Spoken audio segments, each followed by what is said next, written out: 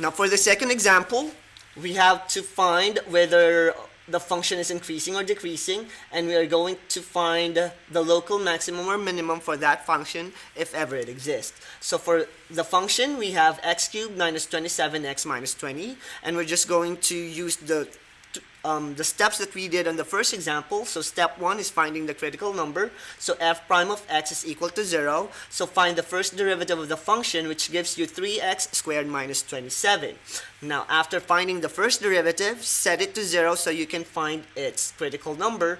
And in this case, we have two critical numbers because we have x squared equal to 9. Taking the square root of this number will give you positive or negative 3. So these are my critical numbers that I'm going to use to partition my sign chart. So that's going to be my second step. So I have 3 partitions because I have 2 critical numbers, which is negative 3 and positive 3. So I have my first interval, which is from negative infinity to negative 3, my second interval in the middle, which is any number between negative 3 and positive 3, and my third interval will be positive 3 and negative infinity.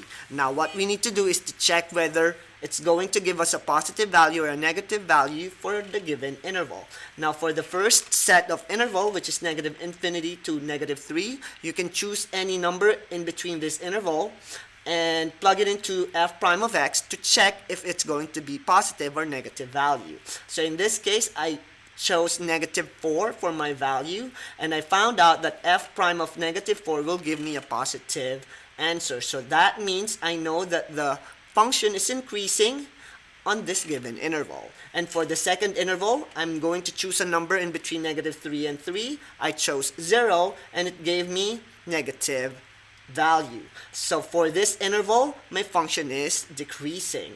Now for the last interval, which is 3 up until positive infinity, I chose positive 4, and plug it into the first derivative, I have positive value. So therefore, I know that this is going to be an increasing interval. So I have my answer here, which is for f of x, it's increasing on the values or on the interval at negative infinity and negative 3, and on positive 3 and positive infinity. And it's decreasing on this interval, which is negative 3 and positive 3.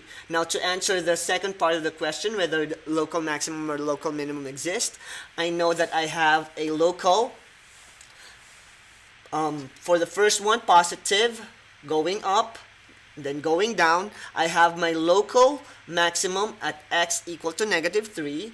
And for the second critical number, from negative value, so from going down, now it's going up. So therefore, I have my local minimum at this particular point. So this is how I will organize my answer by the given function using the first derivative test.